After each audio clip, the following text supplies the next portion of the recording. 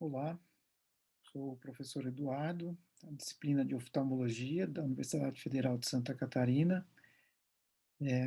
Espero que estejam todos bem e espero que nós consigamos passar o conteúdo necessário para que vocês consigam absorver pelo menos o que é mais importante. Tá?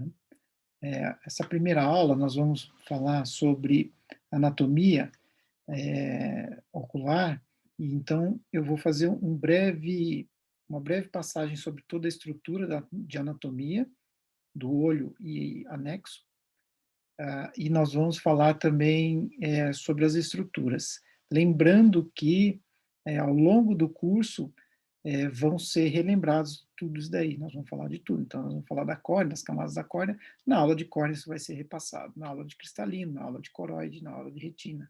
Tá? Então, a origem embriológica do olho se dá pelas três estruturas, ectodérmica, mesodérmica e neurodérmica. Cada estrutura ocular tem a sua origem embriológica determinada.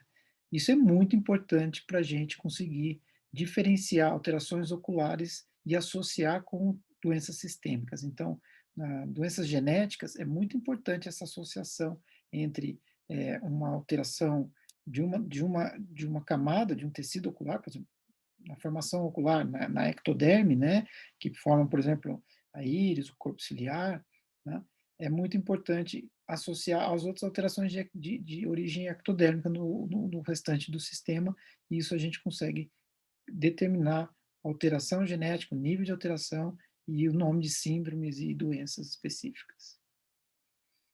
Com relação aos anexos oculares, então, a gente tem a aorta, os músculos, a conjuntiva, as pálpebras e o sistema de vias lacrimais. Nós vamos falar de um de cada vez. Então, a cavidade óssea que contém o globo ocular, o bulbo ocular, a gente chama de cavidade orbitária. E esses ossos, basicamente, são 7 ossos. Aqui tem 8 porque você tem a asa menor e a asa maior do esfenoide, né, que é o esfenoide, que é um só. Mas, basicamente, são 7 músculos, 7 ossos, e esses sete ossos recobrem toda a cavidade, tanto interna quanto a parte externa. A musculatura ocular, ela se faz por 4 músculos retos, né, o superior, inferior, lateral e medial, e 2 músculos oblíquos. Com isso, você consegue fazer todos os movimentos oculares necessários para a gente poder enxergar. Com relação à conjuntiva, esse é um tecido que faz o recobrimento, ele tem a função de proteção, de lubrificação e uma função mecânica para proteger o bulbo ocular e a parte interna das pálpebras, né? Então, ela é importante para fazer o deslizamento. Na conjuntiva, a gente tem as glândulas que produzem o muco, que ajuda a formar a lágrima. A lágrima, basicamente, é formada por água, praticamente 90%, e o restante é muco e gordura. Na pálpebra, nós temos as glândulas que produzem gordura, como nós vamos ver lá para frente, e na estrutura palpebral a gente tem músculos. Importante lembrar que quando a gente movimenta a pálpebra, se vocês perceberem, a gente quando pisca, é a pálpebra superior que abaixa, não é a inferior que sobe. Então, a gente tem na superior a musculatura necessária para fazer essa elevação e esse fechamento.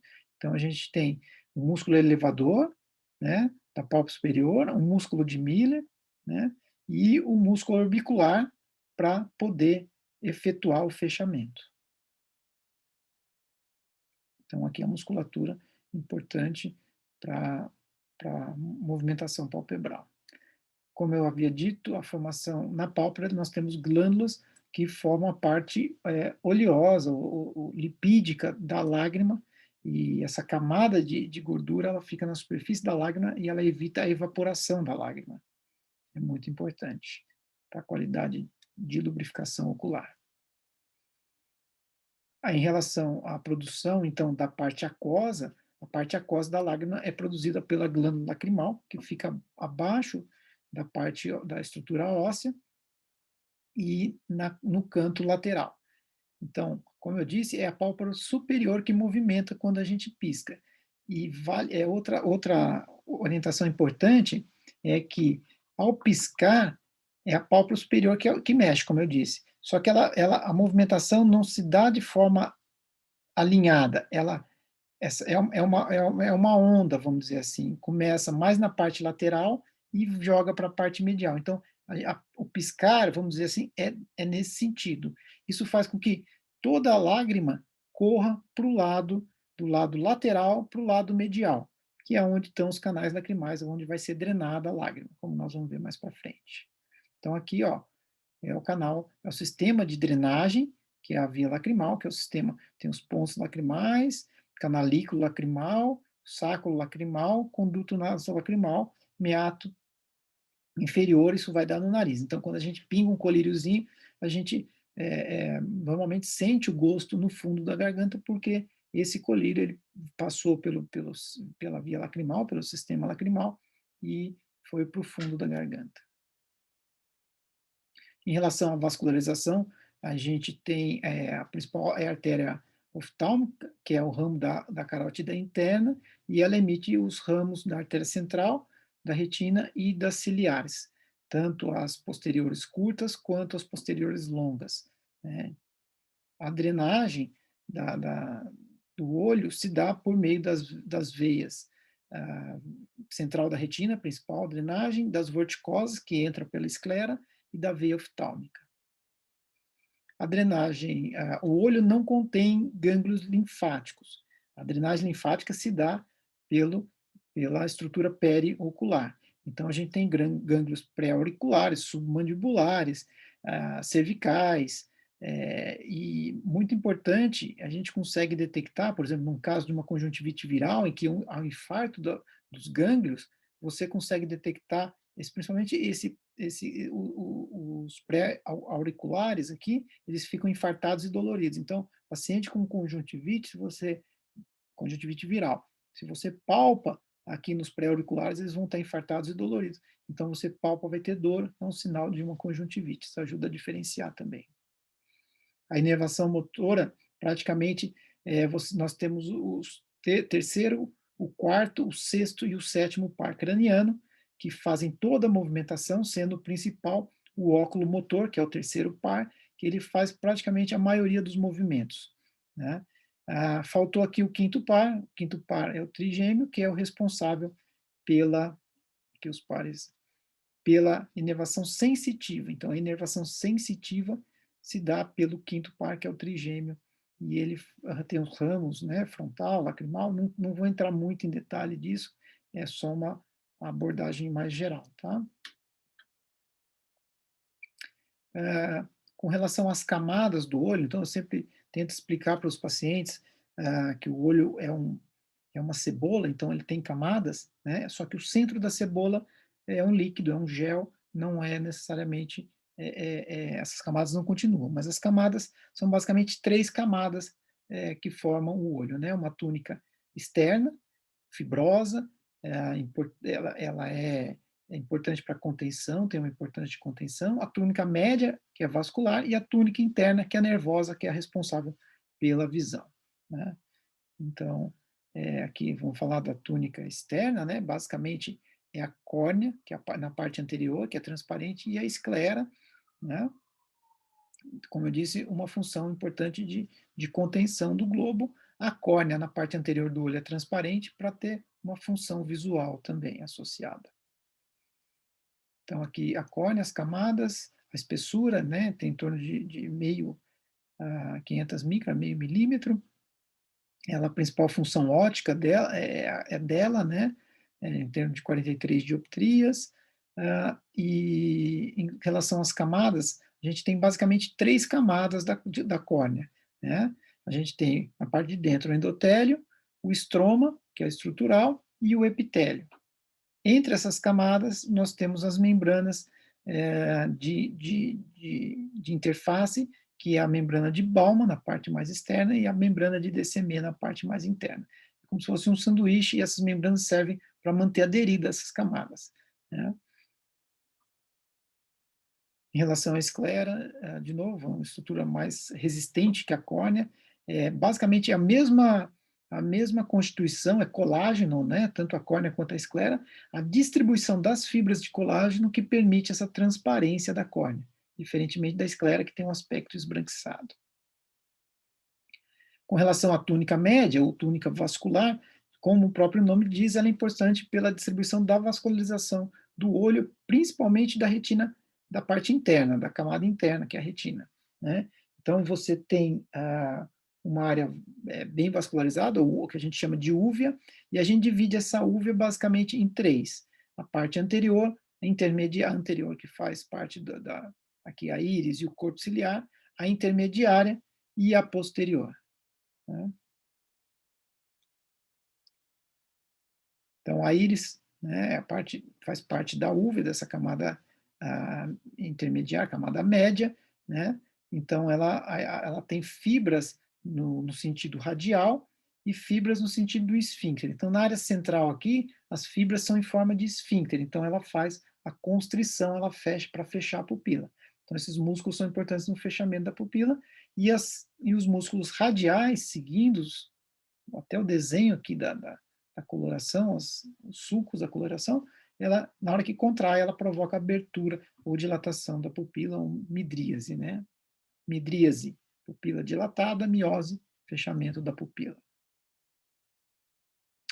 Aqui a íris também, né? Acabei de falar, né? O sistema parasimpático, nós vamos ver na aula de neurooftalmologia, o sistema parasimpático é responsável pelo fechamento da pupila e o sistema simpático pela dilatação da pupila, pela estimulação do estímulo da musculatura dilatadora da pupila. O corpo ciliar, a principal função do corpo ciliar é a produção do humor aquoso, que é o líquido que vai preencher a parte anterior do olho, nós vamos ver mais para frente. Então, só para vocês entenderem de uma forma mais grosseira, é como se fosse, você tem uma estrutura fechada, em que você tem constantemente a produção e a drenagem do líquido. Isso mantém a pressão adequada. Se você produz muito líquido e drena pouco, a pressão vai aumentar. Se você produz pouco e drena muito, a pressão vai diminuir dentro desse olho. Então, você vamos dizer, é que nem uma bexiga que tem que manter aquela pressão contínua. Como vocês perceberam, uma bexiga, por exemplo, se você deixar ela lá uma semana, duas, ela vai murchando, o ar vai passando pelos poros dessa bexiga. O olho seria a mesma coisa se não tivesse esse sistema de produção e drenagem contínua. Esse olho, com o tempo, iria murchando, esse líquido interno iria saindo. Ou entraria mais líquido interno e ele encheria muito, né? Então, essa regulagem de produção e drenagem, vocês vão ver na aula de glaucoma, é o que regula a pressão intraocular. Quando essa pressão sobe muito, a gente tem o glaucoma com lesão de nervo óptico e outras alterações, né?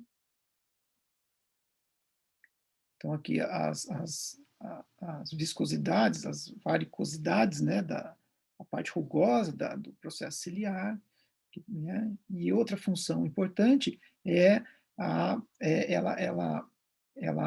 posiciona, ela estrutura os ligamentos tensores do cristalino, ou as fibras zonulares do cristalino.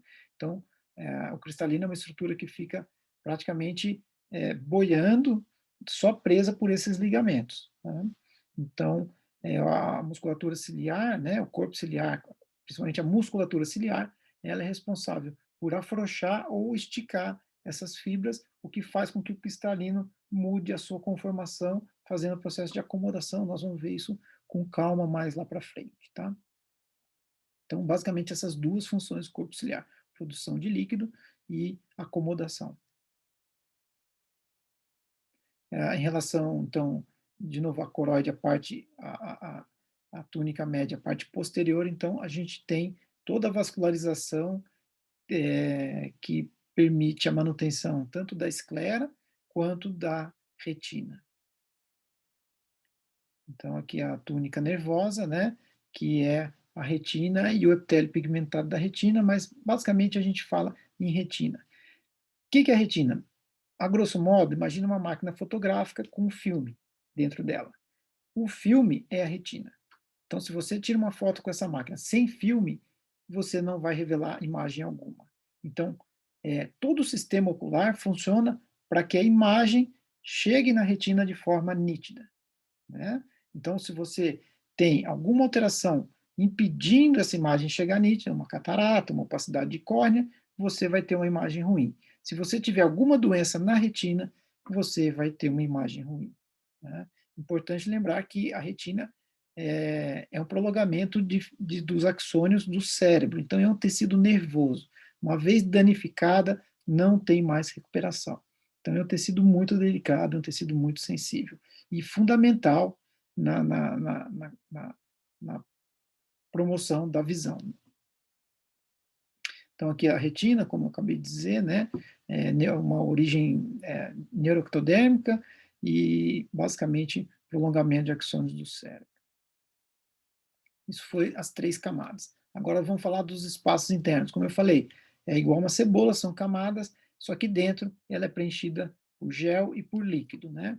Então, você tem aqui a câmara anterior, que é entre a íris e a córnea, a câmara posterior, que é entre a córnea, entre a íris e o cristalino, e atrás disso a câmara vítrea. Então, as duas câmaras que têm líquido, que têm humor aquoso, são a câmara posterior e a câmara anterior, né? Como eu disse, os processos ciliares são responsáveis pela produção do humor aquoso, e a drenagem se dá por essa região aqui. Eu vou voltar aqui o slide. A drenagem se dá, quer dizer, é produzida aqui no corpo ciliar, e ela passa pelas fibras e vai para a câmara anterior. Aqui na câmara anterior, ela vem aqui para o ângulo que a gente chama, entre a íris e a córnea, bem onde se junta a íris e a córnea, forma esse ângulo, e nesse ângulo tem uma estrutura que chama trabeculado, que é um vazadinho, um filtro, como se fosse um filtro, e dentro desse trabeculado tem os canais de drenagem, então o humor aquoso é drenado por essa região. É produzida por corpo ciliar, e nessa região, e drenado, passa pela íris, pela pupila, e é drenado por aqui. Isso tudo vocês vão ter na aula de glaucoma. Então, agora, os órgãos internos. Faltou o corpo vítreo, né? Desculpa. Então, o corpo vítreo é um gel que é formado, uma cavidade vítrea é um gel que é formado. Vou voltar aqui. É um gel que é formado, basicamente, tecido colágeno. Acho que vai ter mais para frente. Cristalina, então, é a lente que permite, juntamente com a córnea, confluir a imagem, os raios luminosos, para permitir que essa imagem se torne, quem lembra da física lá do cursinho, menor e invertida, né? Então, você tem uma imagem formando aqui na retina, menor e invertida, graças ao sistema de lente que compõe a córnea e o cristalino. Aqui os ligamentos suspensores do cristalino, como eu expliquei, importantes para fazer acomodação. E o corpo vítreo, né? Então, o corpo vítreo aqui praticamente formado por água, é um tecido colágeno, né? Praticamente colágeno, com mais uma quantidade de água, é um colágeno mais mole, é um gel, né? Então, uma quantidade de água muito maior, 99% de água, ácido hialurônico, hialócitos, outras substâncias com bem menos quantidade, tá? Na parte de trás do olho, ligando o bulbo ocular ao cérebro, e você tem o disco óptico. Então, importante estrutura, toda a inervação, todas as fibras da retina, elas mergulham no nervo óptico. Todos os vasos que irrigam a retina, que alimentam a retina, a parte mais interna da retina, mergulham também no nervo óptico, né? Tanto a artéria vem pelo nervo e a veia volta pelo nervo. E essa distribuição importante das fibras nervosas, né? E tudo vai confluir para mergulhar no nervo óptico. Então, nós vamos falar de disco mais para frente, mas basicamente esse é o desenho da artéria saindo da veia, né? e das fibras nervosas mergulhando e fazendo. É como se fosse um sistema de conduíte, é um condutor, né, e que liga o olho ao cérebro. Era isso que eu tinha para falar. Espero que não tenha ficado muito corrida a aula, mas, como eu disse, nós vamos retomar tudo isso mais para frente, e fico à disposição para demais esclarecimentos. Muito obrigado, até logo.